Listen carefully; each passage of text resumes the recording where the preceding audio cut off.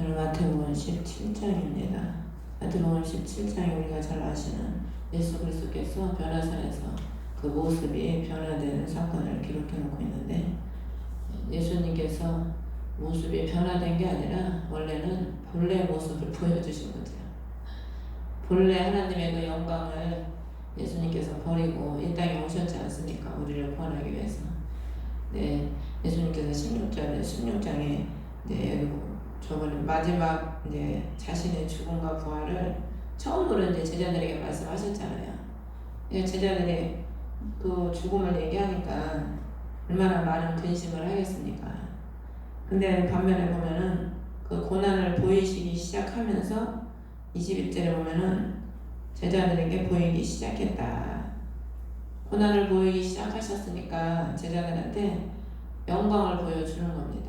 하나님은 공의 하나님이시기 때문에 반드시 주를 위해서 주를 따르고 주님을 위해서 희생하고 봉사하고 그 좁은 길을 가기 위해서 고난을 당하는 자들에게 하나님은 반드시 자신의 영광을 보여주십니다. 그래서 그 한나 목사님도 주님의 뜻을 이루기 위해서 죽어지기 위해서 기도하고 하니까 하나님이 열어주시잖아요. 하나님은 공이시여, 공이. 우리가 근데 대부분 보면 오늘날의 그리스도의 성도들이 보면은 하나님의 영광을 위해서 고난을 받는 게 아니라 본인의 탐심, 욕심 때문에 더 많이 가지고 더 누리려고, 더 그냥 이 땅에서 더 누리려고 힘쓰고 애를 쓰다 보니까 영적인 건 안 보이고 맨 육적인 것만 보이는 거죠.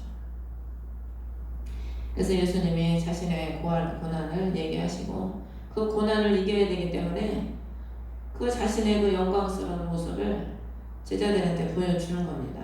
베드로와 요한과 야고보를 데리고 높은 산에 올라가셔서 그 보여주시는 거죠. 근데 이걸 보여줄 때 베드로가 뭐라 그래요? 사절에 보면 우리가 여기에 장막 셋을 짓고 하나는 주를 위해, 하나는 모세를 위하여, 하나는 엘리야를 위하여 짓게 하옵소서. 사람이 짓는 장막이 영원합니까? 사람이 짓는 장막은 잠깐뿐이에요. 비가 오고 창수가 나면 다 무너집니다. 그래서 우리가 집을 짓는 게 아니고 예수 그리스도께서 집을 져주셔야 되는 거죠. 우리의 신령의 집도 주님이 져주셔야 되고, 우리가 영원히 구할 그 집도 주님이, 그래서 요한복음 14장에 보면 마음에 근심하지 말아라, 내가 처소를 예비하러 간다고 그러셨잖아요. 그러니까 주님이 지으시는 그 집이 영원한 거지. 그리고 여기서 엘리야를 위해서, 모세를 위해서, 예수님을 위해서 집을 짓는다고 그랬잖아요. 우리가 율법의 집을 지으면 안 되고 능력의 집만 지어도 안 돼요. 무슨 집을 지어야 되냐? 5절에 그의 음성을 들어라. 그래서 요한에서 5장에 보면은 예수 그리스도를 사랑하는 자는 그의 명령을 따른다. 우리 어떤 사람은 보면은 율법을 강조해가지고 율법의 집을 져. 어떤 사람은 또 능력만 강조를 해. 능력의 집만 짓는 거죠. 그것도 다 필요합니다. 율법도 예수 그리스도께 인도하는 모학 선생이라고 그러기 때문에 율법의 성경이 캐놓은 잣대잖아요. 율법에 그 잣대가 있어야 죄를 분별하고 해야 될 것, 하지 말아야 될 것을 우리가 분별하기 때문에 율법도 거룩하고 필요합니다. 근데 가장 중요한 것은 또 능력도 있어야 귀신도 쫓아내고 우리가 마귀도 이기고 다 필요해요. 그렇지만 가장 중요한 건 예수 그리스도의 그 음성을 우리가 듣고 그 말씀에 따라 우리가 집도 짓고 능력도 행하고, 그래야지. 말씀은 제껴두고 율법을 앞세우고 능력을 앞세우면 그런 사람들이 결국에 나중에 어떻게 되냐면 내가 예수다 이렇게 되는 거죠. 그래서 예수님께서, 하나님께서 친히 구름 속에서 예수님의 말씀을 들으라 하고 증거를 해주시는 거죠. 그래서 여기서 보면 하나님이, 예수 그리스도께서 자신의 아들됨을 증거해 주시잖아요. 그러니까 오늘날도 우리가 보면 하나님이 나를 증거해 주시고 나를 높여 주셔야지 써주시고, 자기가 자기를 증거하면 누가 그거 듣습니까? 나 능력 있는 사람이야, 나 보통 사람 아니야, 자기가 자기 프로 자기 자랑하면은 오히려 그 사람들이 속으로 밉다고 그러죠. 그러니까 하나님이 보면은 하나님이 세워주시고 하나님이 써주셔야 되고 하나님이 높여주셔야지. 우리 주일날 나오는 공개 오시는 집사님이 어저께 톡으로 김노기 목사님 오살리에서 집회한다고 보냈더라고요. 애들 때문에 자기는 못 간다고. 요즘에 하나님이 그냥 김덕기 목사님이 아주 그냥 뭐 여기 가나 저기 가나 아주 김덕기 목사님이 아주 뜨셔가지고 아주 유명하시더라고요. 그러니까 하나님이 그동안에 그 많은 고난을 통해서 참 그래도 주의 길을 위해서 준비하고 예배하고 자신을 갈고 닦아 놓으니까 때가 되니까 하나님이 어느 날 갑자기 그렇게 세워가지고 쓰시잖아요. 하나님이 그렇게 축복의 바람을 불어주고 하나님이 쓰셔야지, 인정을 해주셔야지. 아무리 뭐 사람이 자기가 자기 입으로 자기 잘났다고 해 아무 쓸데없는 거죠.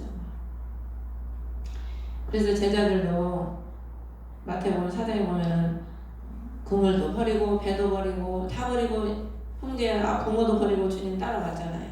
성경에 나와 있지 않지만 그들이 다 버리고 주님 따르는 삶이 쉬웠겠습니까? 가장이고 돈 벌어서 가족도 먹여 살려야 되는데 다 버리고 주님 따라다닌다고 그들은 쉬웠겠냐고요. 또 마음의 갈등이 얼마나 많았겠습니까? 성경에는 자세하게 안 나와 있으니까 우리가 그런 면을 못 보는데 제자들이 다 버리고 주님을 따라갔을 때는 내면적으로나 환경적으로나 많은 어려움들이 있었을 거예요. 근데 그런 어려움들을 다 이기고 주님을 따라가는데 주님이 이제 얼마 있으면 나는 죽는다 이러니까 얼마나 실망이 되겠어요. 그러니까 예수님께서 자신의 영광을 보여주시고 베드로가 자기의 열심으로 베드로가 또 얼마나 또 즉흥적인 사람입니까? 자기 열심으로 뭘 지으려고 하니까 주님께서는 네 열심, 네가 짓는 게 아니고 하나님의 음성을 듣고 하나님의 말씀에 순종을 하면 주님이 지으시고 주님이 이끌어 가신다는 것을 제자들에게 알게 하시는 거죠. 그래서 눈을 들어보니까 오직 예수님에는 아무도 보이지 아니하더라. 영원히 우리와 함께 하실 그 한 분은 예수님 한 분밖에 없죠. 그래서 예수님께서 그 자신의 그 영광을 보여주시면서 실제로 보면 엘리야가 먼저 와야 한다고 말하나이까 제자들이 그걸 물어봐요. 엘리야가 누군지를 제자들이 모르는 거죠. 11절에 엘리야가 먼저 와서 모든 것을 회복하리라. 엘리야가 하나님을 버리고 우상에 빠져서 세속에 빠진 거죠. 바알이 풍요의 신이거든, 풍요. 그러니까 하나님을 버리고 세상 풍요를 다 쫓아가는 거예요. 예수 그리스도 주의 백성들이 오늘날에도 얼마나 그렇지 오늘날에도 똑같지 않습니까? 성경의 구약의 시대가 지금 신약으로 똑같이 지금 그 현상이 일어나고 있어요. 세상은 예수 믿는 사람들이 좁은 길을 안 가. 십자가를 내버리고 주의 복음의 그 좁은 길을 다 버리고 세상 부요를 쫓아서 편하게 살기 위해서 다 바알 풍요의 신, 돈이 만몬신이거든. 돈을 추구하는 거에 돈을 예수님보다 그 좁은 길, 그 길보다.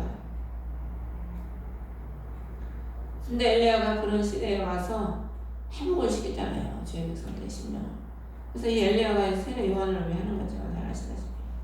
세례 요한이 먼저 와서 주의 길을 예비하고 그 예수님께로 많은 사람들을 돌이키지 않습니까?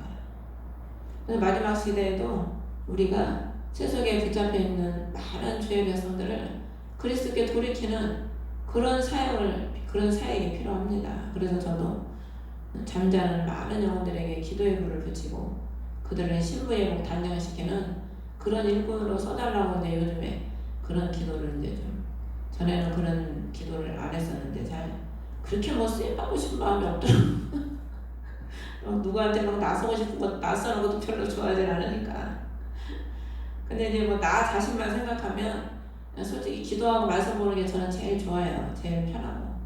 근데 내 자신만 생각하면 그렇지만 또 많은 사람들을 또 살리고 유익을 주려면 또 하나님이 또 필요로 하신다면 그렇게 사용해 달라고 이제 기도를 하고 있는데 주님이 필요하신 때에 하나님께서 주의 뜻을 이루기 위해서 구원의 그 사역을 이루기 위해서 예비된 자를 주님께서 사용하시는 겁니다.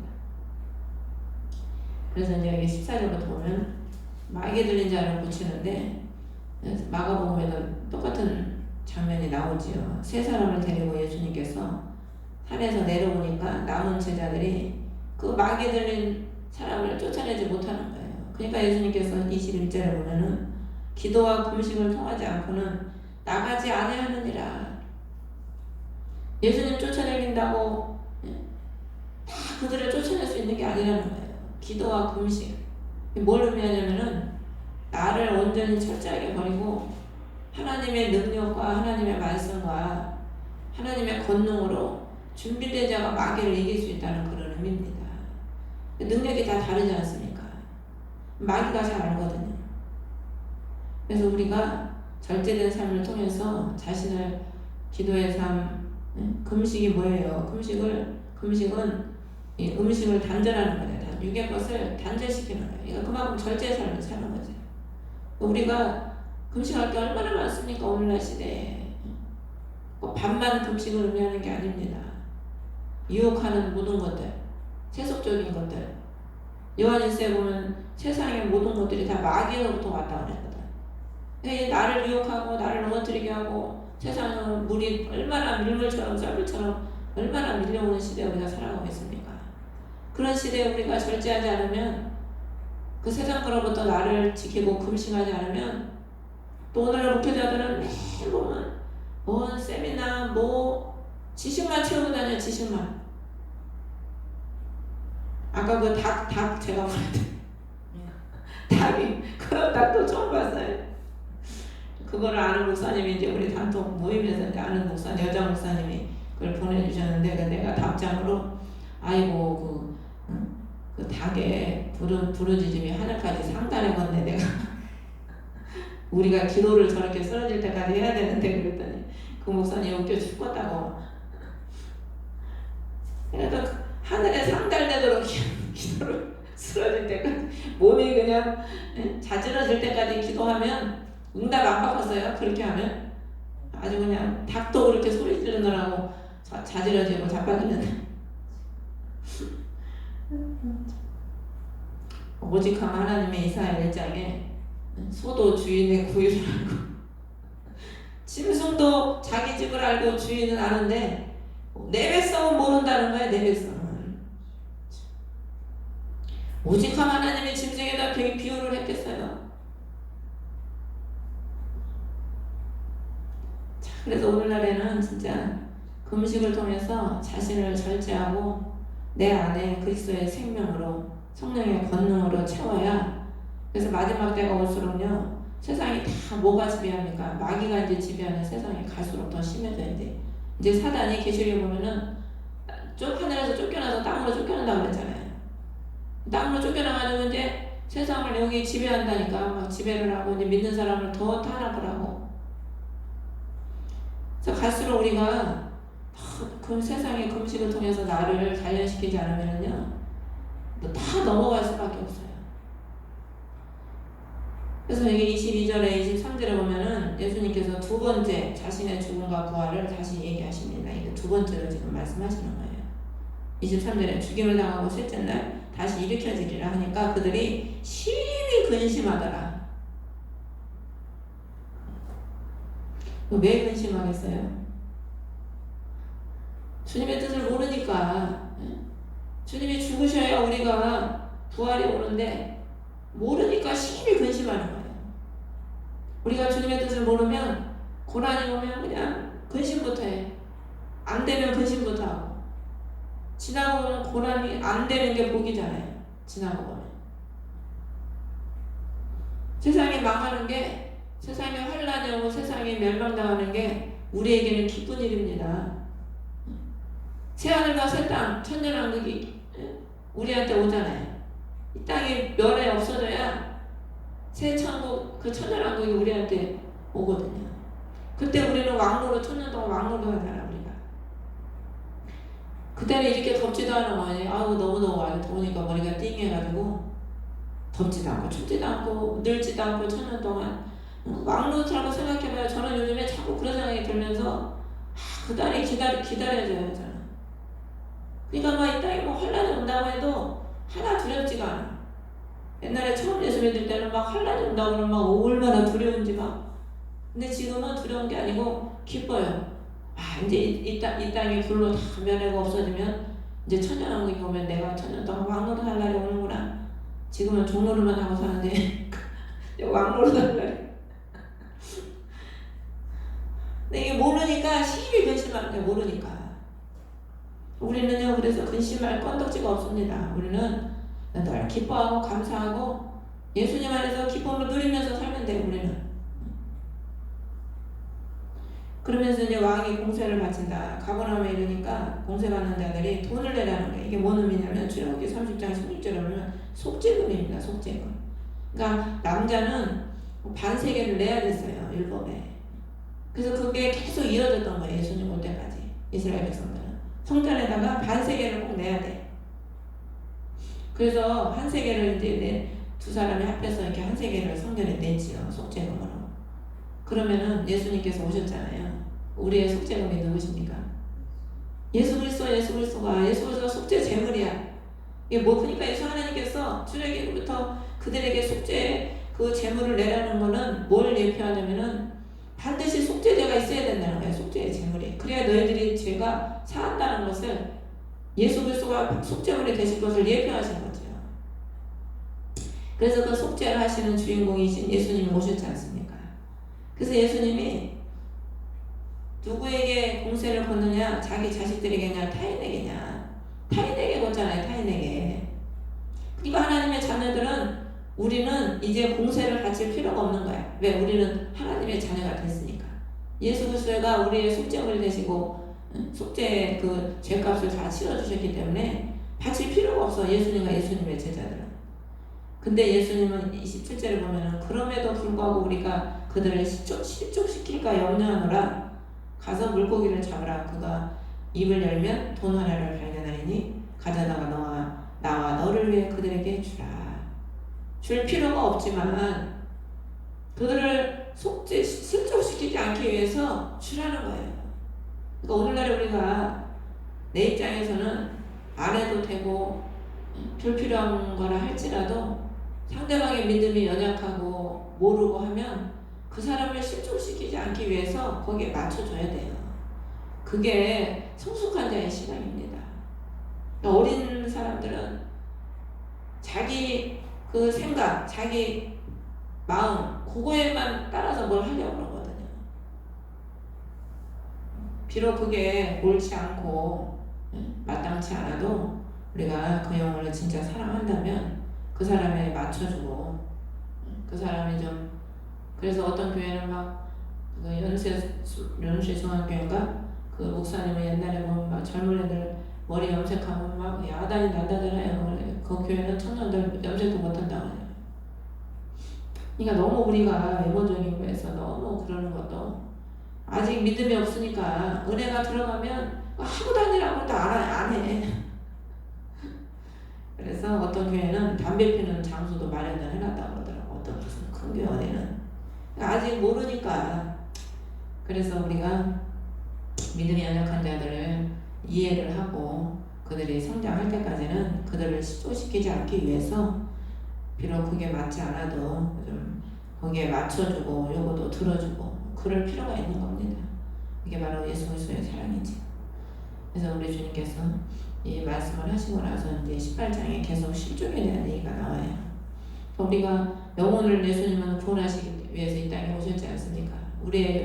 나의 영혼 또 많은 사람들의 영혼을 우리 주님께서는 구원하시려고 오셨는데 실족을 시킨다면 예수 그리스도가 십자가에서 못 박이신 그 공로가 얼마나 헛되게 돌아갑니까? 그래서 우리 한 사람 한 사람이 주님 앞에 잘 서서 우리가 신앙생활을 할 때 나도 구원받고 또 내 주위에 있는 많은 사람들에게 실족시키지 않고 구원을 또 나눠줄 수 있는 저와 여러분이 되시기를 주의 이름으로 축원합니다. 주의 이름으로 예배를 하늘에 계신 우리 아버지 이름이 거룩히 여김을 받으시오. 하나님 없으며